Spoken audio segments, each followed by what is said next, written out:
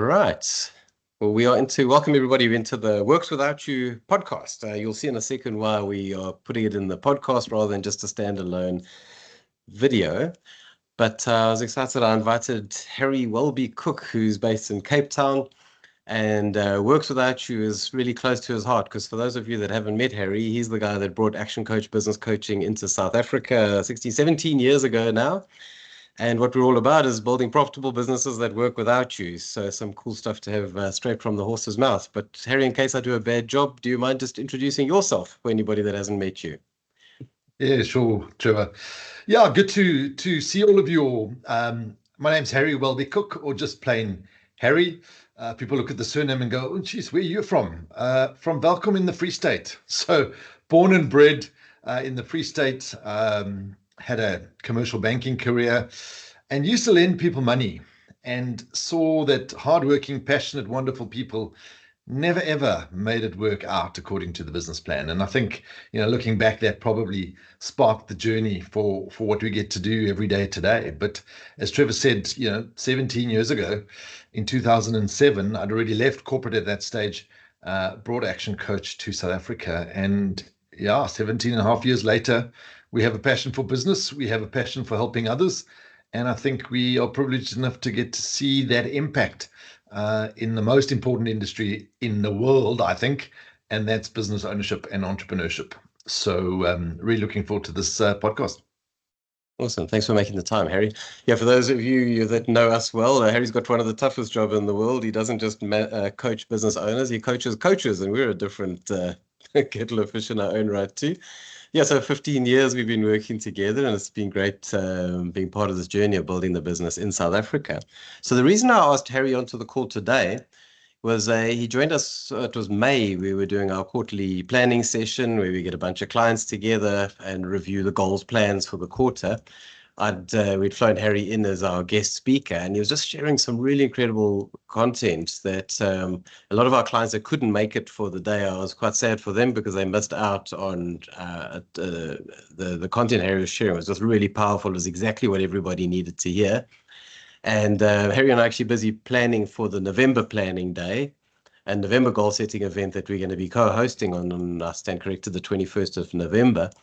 And I thought, let's take a quick opportunity just to do a summary or the abridged highlights of the content that Harry was sharing, because it's something we all needed to hear at the time. And it's actually still something that's highly relevant right now. So Harry's agreed to kind of give us the 15-20 minute summary. And it's a key message to sit and take notes. It's a little wake-up call that a lot of us need to hear quite regularly. So Harry, thanks for sharing that. And then we'll share with you what we have in mind for November. But without further ado, Harry, we're in your hands, and look forward to hearing the thoughts that are on your mind. Yeah, thanks, Trevor. Yeah, so just a little bit of context to this passionate subject of mine. I grew up in the Free State. My father was a fitter and turner, and sadly he's been retrenched many times over.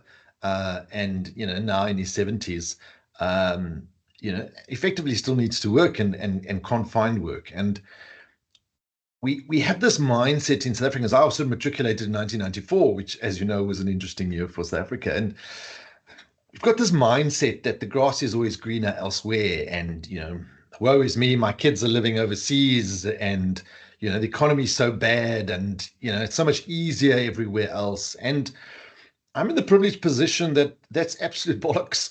I regard myself as the most proudly South African person I know, and I can say that, and I can share these things with you because I've had a brother that's lived in the UK for 26 years. He's been in the UK longer than he's been in South Africa. I've got a brother that became an American citizen last year.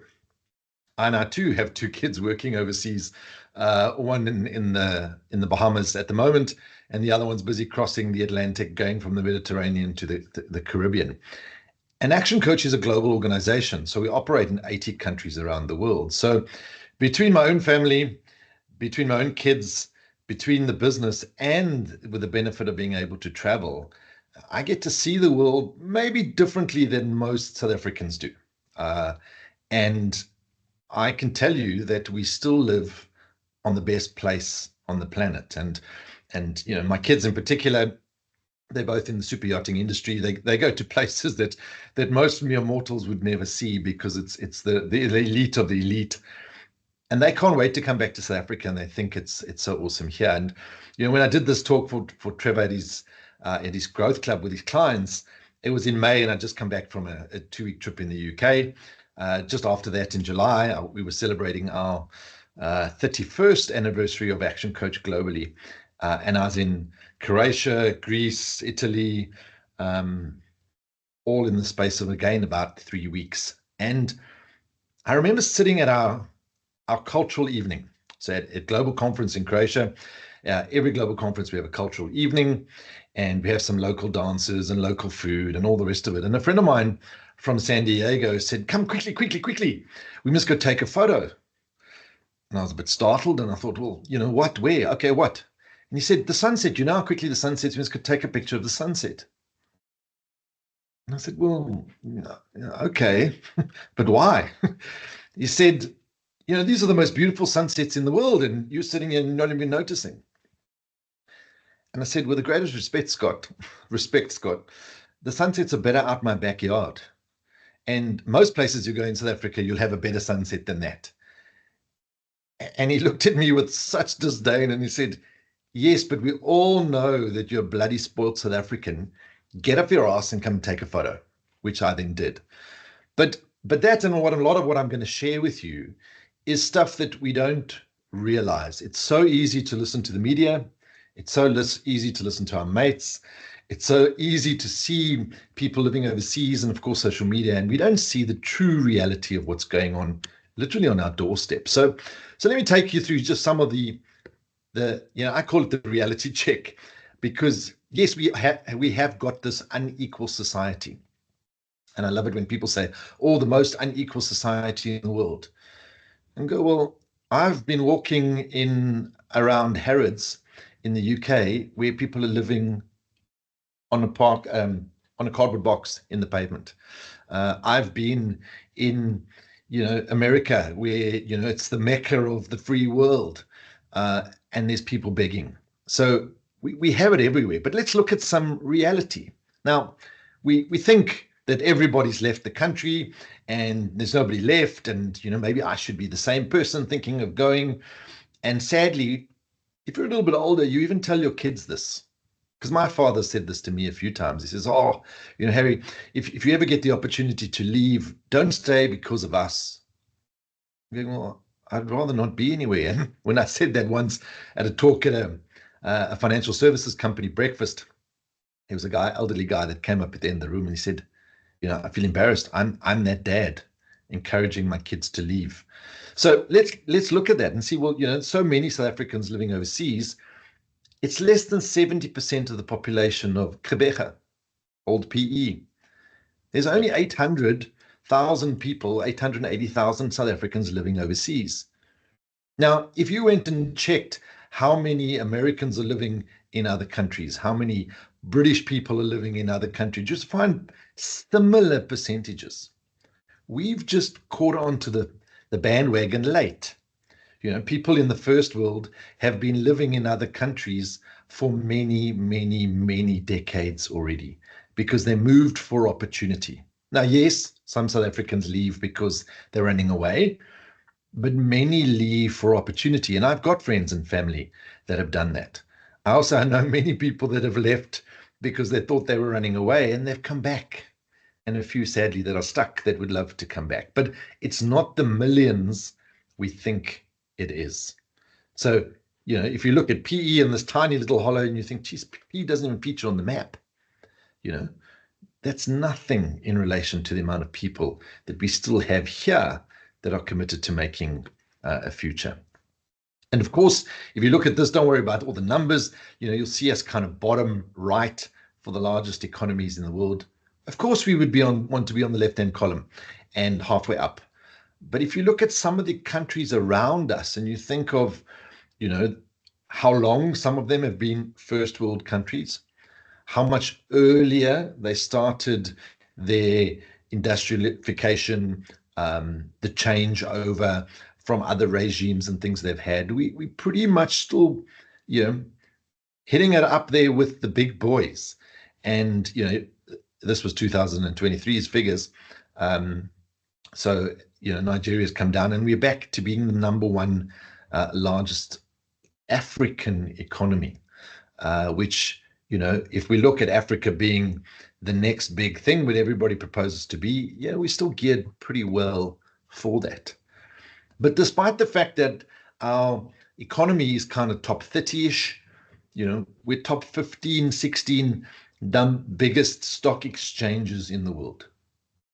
And that's after we keep hearing these stories around big companies delisting, big companies having dual listings in Europe and in South Africa. If you look at Australia and the size of their economy, in fact, let's just go back there to show you, $1.7 trillion compared to our 400 billion. Our stock exchanges are almost the same size. Geez, that's quite interesting. China, that's a significantly bigger market than ours, both in population, obviously, and size of economy. They're only double the size of our stock exchange, which, is something to think about. Who would have ever thought we would have seen South Africa on the fastest growing economies list? And it's not that 1.2% is great shakes. It's not at all. But the reality is the world has been under pressure the last few years. In a year of elections, any country goes into a little bit of wait and see mode. And the world has had over 50 democratic elections this year already, with the really big one, the Americans, still to come. So despite the fact that we're not growing that brilliantly, there are not many countries ahead of us on the growth trajectory at all. Then we look at inflation and go, okay, well, inflation in South Africa is managed through the Reserve Bank, whether you like it or not, and it's relatively stable.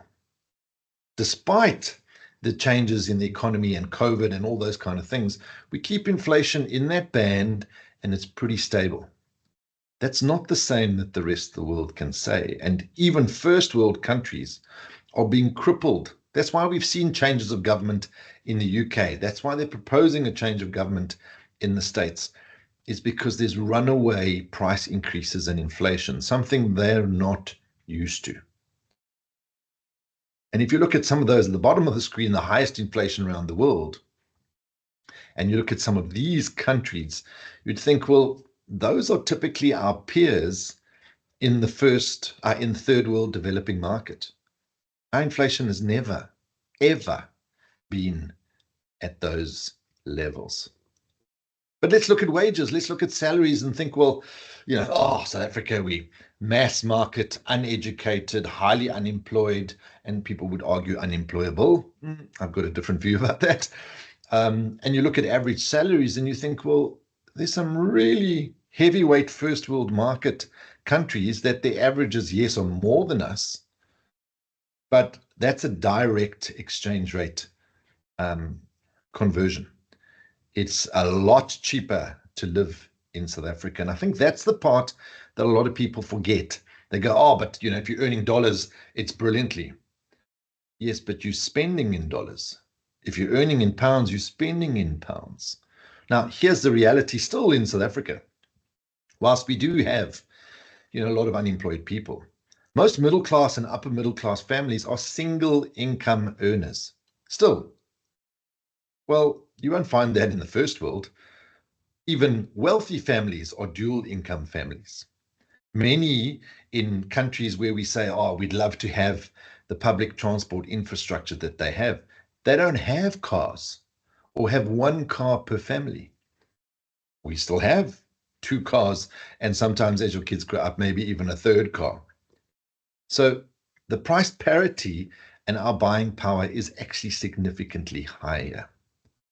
And despite the fact that we think we've had this runaway population growth, if you look at the decline of global birth rates, the increase of global birth rates, it's come down all around the world. And from the 1950s to now, even South Africa's rate of growth has come down by over 50%, which if you look at our peers in that group is pretty much what you'd be expecting.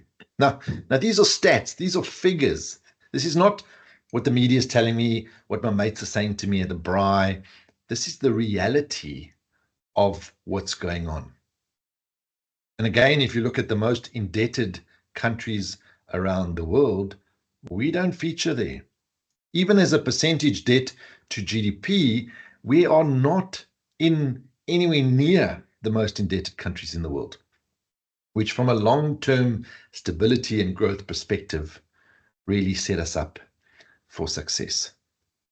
And if you think it's better in other countries, look at this from the last 8 years perspective. The increase or decrease, sadly, per capita income. France is going backwards. Italy's going backwards. Japan's going backwards. Brazil's going backwards. The UK is going backwards. Germany's flat. Yes, we would expect China and Russia to be increasing, China and India, sorry, because of their growth rates. But the rest of the world, not so great. And in fact, ours has gone up significantly in that same period. We don't feature on the most stressed countries in the world. We don't feature on the most suicides of any age group in the world. We have some of the lowest mental health percentages of population to especially first world countries. Well, this is almost against what our perception is. And I actually said it Monday morning in our staff meeting, I said it's amazing how no hurricanes, no major earthquakes, no wars, no real terrorism, all the problems that they have in the first world and is currently happening in many countries around the world, we just don't have. Now, if you look at the debt levels of established countries, countries that we would think, oh, what we'd like to be like a Japan, maybe 260% debt to GDP. Singapore, many of these countries have funded their expansion through just pure and simple taking on debt, which is easy to do, but then needs to be paid back. And let's look at some of the numbers, how countries pay this back. So don't worry about this, it's a bit small. Let me zoom it in a little bit. If you look at some of the lowest fuel taxes per gallon, dollar per gallon in the world, you'll find South Africa near the top of the list, and that's the lowest taxes. Now, the government's already talking about how do we reduce taxes and bring fuel down even lower. But let's look at the bottom of that list. So the most expensive taxes, dollars per gallon. Those are all the other countries that are funding debt, all the first world countries. Petrol is significantly more expensive in the countries that you supposedly want to move to and go live in. Let's look at VAT rates. Now, these are the VAT rates in the UK, not South Africa. We're 15%.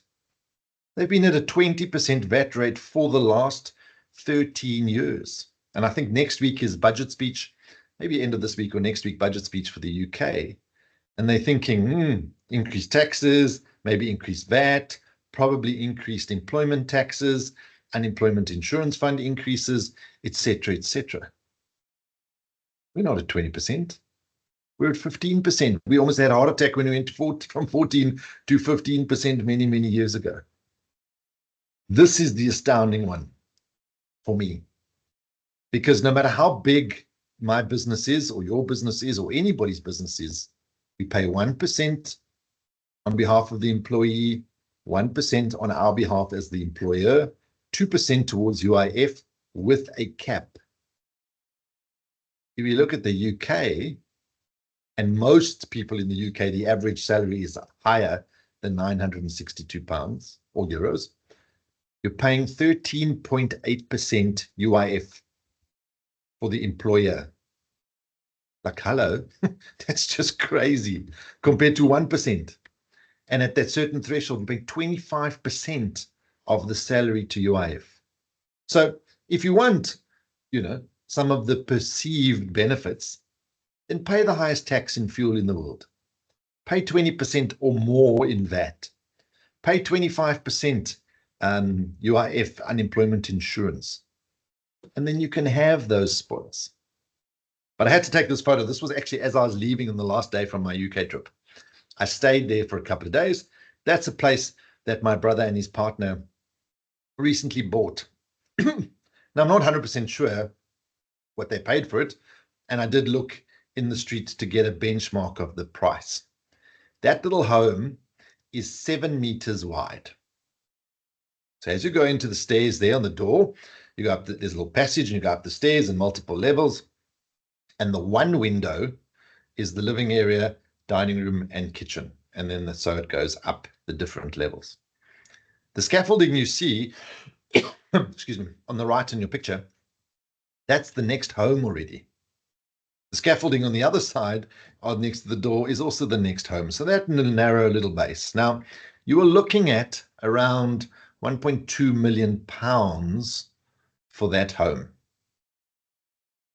It's a listed building, so anything you try and do to it, including painting the cast iron fencing outside, requires permission, certain special paints, results in more money, all the rest of it. But just to give you a ballpark, that 3-bedroom, and it's called a 3-bedroom, but the one room we joked and said it's Harry Potter living in the closet because it's downstairs, and it was me, and it felt like the closet because the bed folds out the wall, and when the bed is down, you cannot move around the bed, and then you push the bed back up. So Harry Potter in his closet. So that's one of the 3 rooms. 1.5 bathrooms, let's call it that. And one could say 2 living areas, but the one is a living area and the one is more like a landing for a study, but that's what you're in for. So I thought, well, let's benchmark that. What can you get for the same amount of money? And here on Property 24, at the same time, you get a 6-bedroom house in De Zalze in Stellenbosch for 28 million.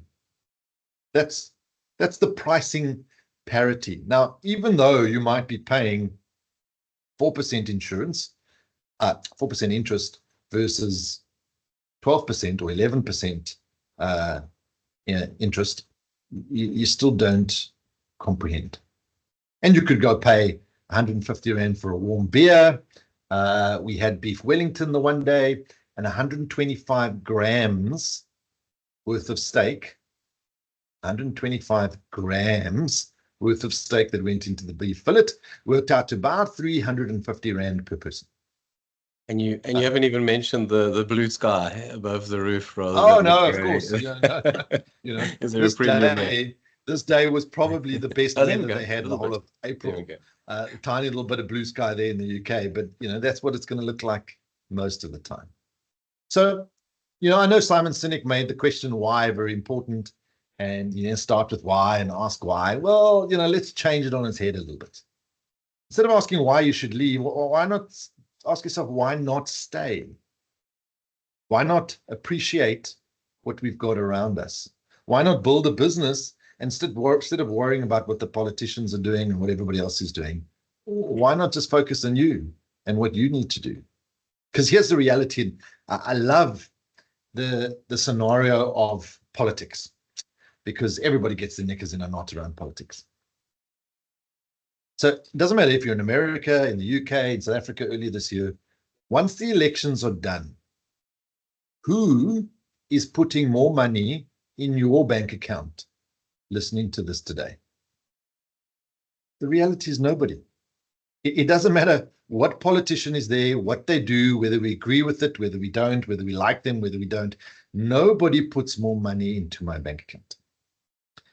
And KZN for me is always I've got a soft spot for KZN, because when I grew up in the Free State, the company my father worked for, there was the boss had a holiday house in Munster down on the south coast. So most holidays we ended up going there, and we moved around KZN a bit. And, I traveled and worked there when I was with Standard Bank. I love KZN. And South Africa is a roller coaster ride, but KZN may be even worse. We've had rioting and flooding and looting and, you name it.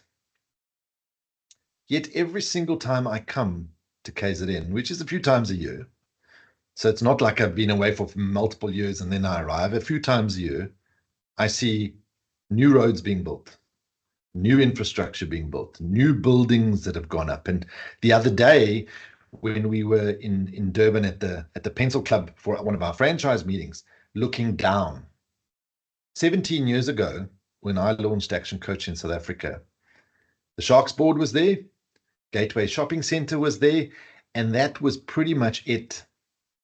And look what it looks like today.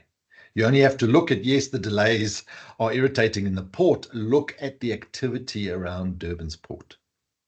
So the roller coaster of life will happen. The roller coaster of your health will happen. Your relationships will happen. Your finances will happen. And for hell, your business too. But what I want to leave you with is the fact that both these people are on the same roller coaster. They paid the same for their ticket of life. They're going through exactly the same experience. One is having the worst day of their life, and the other's having the best. So what I want all South Africans to think about is stop worrying about what's happening elsewhere, and rather be like this little Jack Russell, excited about where you're going and having fun to get there. Because without a shadow of a doubt, this is the reality. The only people that will make a better South Africa are business owners. Now, yes, business owners need staff. So as a team within your business, obviously it will include you and your management and your staff. But business owners are only people that can fix anything, because it's going to take money to fix our problems. Yes, a little bit less stealing would help, but we don't have enough money. If the politicians stopped stealing every last cent that they take, we still wouldn't balance our budget. If you look at the average amount of money spent on healthcare, the average amount of money spent on education, it's a joke. You get nothing for that. And it was fascinating. I tell the story all the time. And my father was listening to me having this conversation with somebody at a braai the other day. And I said, well, South Africans, we love to complain. I think as humans, we love to complain, because they complain in Europe, they complain in America, they complain in the UK. Humans like to complain. But let's talk about some of South Africa's fundamental problems. Education. Most of us are privileged to send our kids to damn good schools that are better today than they were in 1994, whether they're private or the good old Model C schools. We complain about healthcare. People leave South Africa, go overseas, and then fly home to South Africa to do their operations and stuff, because we go to Life or Netcare or Mediclinic for our healthcare. We complain about security. Well, yes, if you fly, the bird flies maybe 5 kilometers from my house, you've got Khayelitsha, and more people are murdered there every single weekend than when we have a big disaster in the world. I leave my doors open. I don't ever lock the back of the house. The bicycle stands outside. So we have secured ourselves so that that's not an issue. We buy at Woolworths, people. Food at Woolworths. Many first world countries around the world don't have a Woolworths equivalent food like we do. So what are we complaining about? So, Trevor wanted me to share this message with you, and we're going to do more of this obviously in November, because we are committed to helping you build a bigger, better business that makes you proper money, so that filters into different areas of the world and the economy and your staff and your bank account and your family and your charities and all the rest of it. And then let's structure it so it works without you. So if that's exciting for you, then best you listen to what we have in store. Harry, thanks for the reality check. And yeah, just as relevant now as it was a couple of months ago, I think, because back then it was May, it was all the build up to the elections and that stress, because we always go in those, I love the analogy of the roller coaster. That's South Africa. I mean, the brain drain, the immigration's been an issue. There used to always be that joke, last person to leave, turn out the lights, but that was back in the 1990s, and people leave and people come back. Obviously, there was the election build-up. Then we had our government of national unity, or GNU, or we have. So everybody's calm, and now suddenly that's all an uproar again. And so everybody's going, oh my gosh, when does this roller coaster stop? And I think that's the reality, is it's a roller coaster. And when the ride finishes, you do it again because it's fun. So I think for me, that's just the lovely message, that's why we did it in the podcast rather than a separate interview, is it's a profitable business that works without you. So guys, that's what it's all about. Imagine being able to have all the great stuff of the lifestyle benefits of living in South Africa, but have surplus income that, regardless of the exchange rate, to say, well, then we can still enjoy international travel and visiting other countries and all those lovely toys and the lovely benefits that come with business ownership if we're getting both of those things right. So profits up, but importantly, the business working without you so that you've got the time to free that up. So last message here, as Harry and I mentioned, we've got our next event coming up on 21st of November. It's our goal setting planning day, last opportunity for this year. So the main message, guys, is do not wrap up 2024 unless you have a plan in place for 2025, because trust me, your competitors are doing some planning. So our job is there to help you facilitate it. So if you already have a business plan in place and you want a second pair of eyes and put yourself in a room with a great group of business owners, Harry and I are going to facilitate the whole day of helping you relook at the plan. Are they the right goals that you're chasing? And have you got a solid plan to help you achieve those goals? And to those of you that haven't got the plan in place and think, oh my gosh, I should be doing some planning, well, carve out a day in the diary. We can just, like pulling a plaster, just get it all done in one day, and make sure that you really have something solid so you can then have your break at the end of the year. And then when you get back from for some of you in retail and hospitality, I know it's a crazy busy time, and others are going to be shutting down and recharging. Whatever the case is, let's make sure you're ready to really hit the ground running with some big goals. And Harry, if you don't mind, just as we wrap, you get some good idea. We're still tweaking the agenda for the day, but it's about business unusual. And let's do some, not just rinse and repeat. And that's going to be our topic for November, is not rinse and repeat. Let's do it bigger, better in particular. But Harry, any closing words for anybody that's thinking about joining us in November for the event? Yeah, so even those that might be listening that think they have goals and plans, bring them to the session and we'll show you how you've got no idea. Because I think most of us go through life, especially as adults, and rinse and repeat. It's copy and paste. It's the next year, it's the same thing. And New Year's resolutions don't last, and we repeat the same mistakes. Here's the reality. Your business is the vehicle to serve you and your goals, your dreams, your aspirations for yourself and your family. And whilst it is, looking at the last quarter is disruptive. It's December, January, February. We've got Christmas, New Year, back to school, kids on holiday, start of the end of the financial year. It's chaos. So that day, we're not just going to look at the last quarter so that you at least finish strong, for most of you, your financial year in maybe 28 February, but have clarity around a really compelling and exciting year that you want to build for 2025. Because whether you're going into busy season or you're going into downtime, you want to have planned 2025 and be excited about it so that you can go rest. Or if you are manic because it's season for you, that you're not worried about that, because come January, you want to be ready to go. And I'll leave you with this, because this is how we go about business in South Africa. So, and I'm already seeing it in October. So October, Christmas decorations have started going up at Checkers, and soon they'll be riding around delivering our food with their pink little suits or red suits instead of the blue ones. Yeah. So October's a little disruptive. November, we got Christmas year-end parties, and we kind of slowing down. We even use those words, slowing down November. Yeah. Yep. December is a half month, if we're lucky. January, it takes a while to get going, until kids are back to school, nothing really happens. Well, that's the end of January, just about. Then we're into February, and it's the shortest month in the year, and it's end of financial year, and we're kind of picking up the lag of a tough December and bonuses and things like that.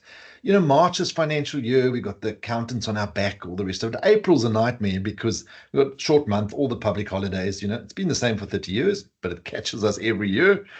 May, we're happy to work. May is a full month, no distractions. We're going to push hard. June, oh, the weather's turning, school holidays again, we're going hunting, fishing, whatever the case may be. July is a little bit of the same. August, we kind of have winter fatigue, we're a little lazy, fat, unhappy. Spring, we're ready to go. Geez, September, we're pumping hard. And then we're back into October, we start putting Christmas decorations up. How the hell do you want to build a life and a business on May and September with all the distractions in between? So make sure you're there on the 21st of November.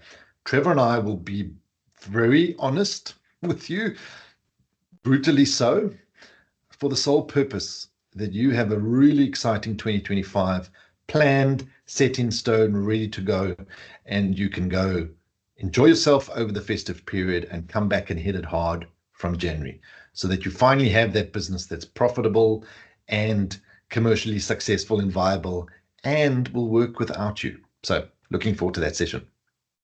Stunning. Harry, thanks again for the time and the reality check. I'll see you actually in Cape Town in 2 weeks' time. I'll be down shortly, and then look forward to welcoming you back to Durban in November. And those of you that are watching, thanks for making the time. I hope it was useful reality check, and reach out if you want to know more about the event coming up. There'll be a link somewhere up, down, left or right. There'll be a button somewhere that you can find out more. But aside from that, have a great week, everybody.